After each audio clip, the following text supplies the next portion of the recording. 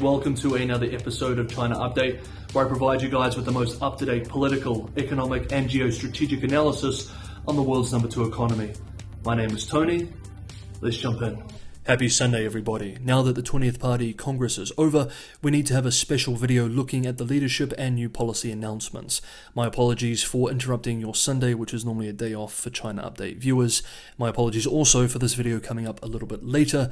There was just so much material that had to be reviewed. But let's just jump in. And first, we need to discuss the Jintao Incident. During the Congress closing ceremony yesterday, Saturday, local time, General Secretary Xi Jinping's predecessor, Hu Jintao, who had been sitting directly to the left, physically, not ideologically, of Xi, was awkwardly, some have argued forcibly, still others as confusingly, removed by two staff in front of rolling cameras. This was an incredible sight for such an extremely tightly choreographed event. Hu Jintao was China's top leader from 2002 through to 2012, and it's generally accepted that he was a weak executive head, operating during the so-called collective leadership era, an era which came to an end after Xi came to power. Soon after the incident, state media outlet Xinhua posted online that the removal was due to health-related concerns. Frankly, Occam's razor would dictate that the reason that he was removed was due to the fact that Hu is an old man in poor health. It wouldn't be the first time that an elderly leader has had difficulty getting through a very long official event. The retired leader's apparent unwillingness to go could simply be a face-saving feigning exercise or the confusion of an old man with failing mental faculties. With such an opaque system, of course, we cannot know what exactly happened, but at this point we should say that the most likely explanation is that Hu was tired or unwell, and this is why he was removed. Nevertheless, his removal has sparked speculation that he was actually being purged very publicly, and indeed even the most sober and grounded analysts, though very skeptical of that specific speculation, have used words like shocked and humiliating to describe the scene of Hu's removal. Quote, "No matter what the cause, the scene was humiliating.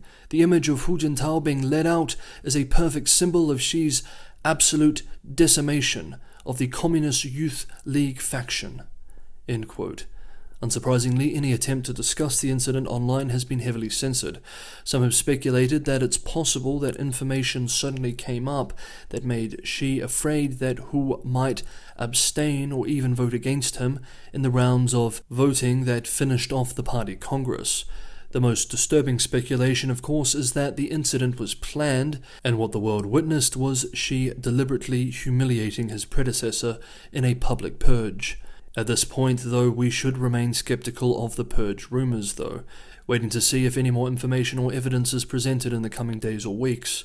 One analyst acutely pointed out that Hu's son, Hu Haifeng, is the party secretary of Lishui, Zhejiang province in the south, and was in the audience as a delegate to the Congress, and that if he has no political problems in the near future, then that would probably indicate that his father has not actually been purged.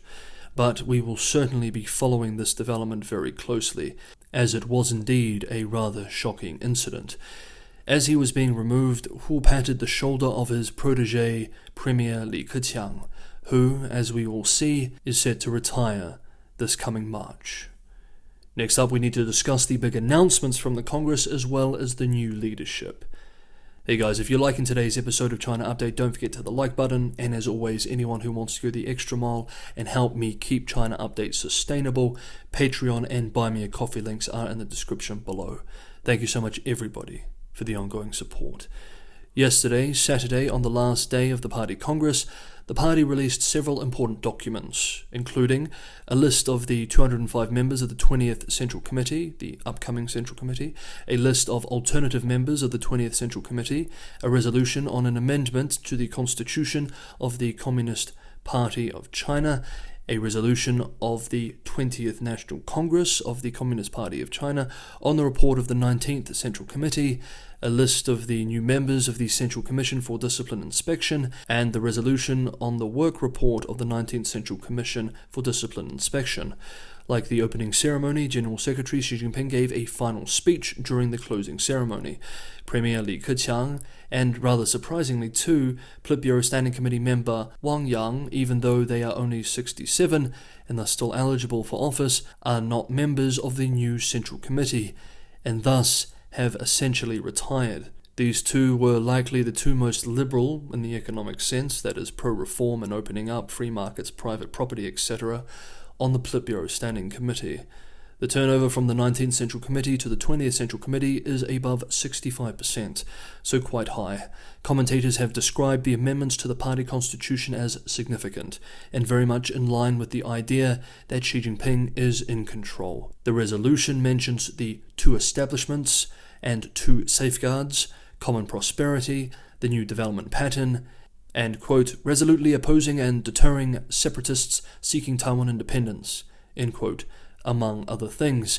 We remember that the so-called two establishes or two establishments, 两个确立, which first emerged in November 2021, essentially one, establishes Xi Jinping as the unquestionable core leader of the party, and two, establishes Xi Jinping's ideas, i.e. Xi Jinping thought, as the bedrock of the future under what the party has termed the new era. The two safeguards, 两个维护, are safeguard the core status of the General Secretary within the party and to safeguard the centralized authority of the party. The Congress also noted that, quote, Xi Jinping thought on socialism with Chinese characteristics for a new era is the Marxism of contemporary China and of the 21st century and embodies the best Chinese culture and ethos of this era, end quote. The constitutional resolution also noted, quote, to build China into a great modern socialist country in all respects, the two-step strategic plan has been adopted, basically realizing socialist modernization from 2020 through 2035 and building China into a great modern socialist country that is prosperous, strong, democratic, culturally achieved, harmonious and beautiful from 2035 through the middle of the century. The party constitution is revised accordingly, end quote. The party's constitution revision also defined its view of the world that it is currently facing, expressing, quote, since entering the new era, the party and the country have faced a situation of unparalleled complexity, a fight of unparalleled graveness, and tasks of unparalleled difficulty in promoting reform, development, and stability. Establishing Comrade Xi Jinping's core position in the party Central Committee and in the party as a whole, and establishing the guiding role of Xi Jinping thought on socialism with Chinese characteristics for a new era has enabled the party to successfully resolve the acute problems and challenges undermining its long-term governance, the security and stability of the country, and the well-being of the people, to remove serious hidden dangers in the party, the country, and the military, and to ultimately set the rejuvenation of the Chinese race, also translated as nation, on an irreversible historical course. End quote.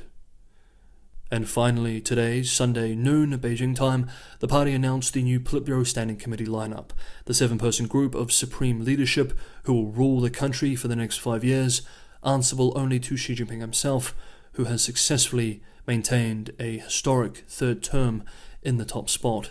The 7-member Politburo Standing Committee, led by Party General Secretary Xi Jinping, appeared before Chinese and foreign journalists at the Great Hall of the People in Beijing at noon today. For our purposes here, we need only note that the lineup is very much made up of Xi's men. Those associated with other camps failed to secure any positions in the supreme body. In a surprise move to some, Li Qiang, the current Shanghai Party chief, was named second after Xi Jinping himself in the new Standing Committee's hierarchy. Li formerly acted as Xi Jinping's chief of staff. Now, there is a lot to discuss about this particular selection, which we will jump into in tomorrow's, Monday's, video. But that is all we will cover for today. Thank you so much everybody for watching today's video. My apologies again for interrupting your Sunday, but this material really needed to be covered. Have a wonderful Sunday, and I will see you all tomorrow.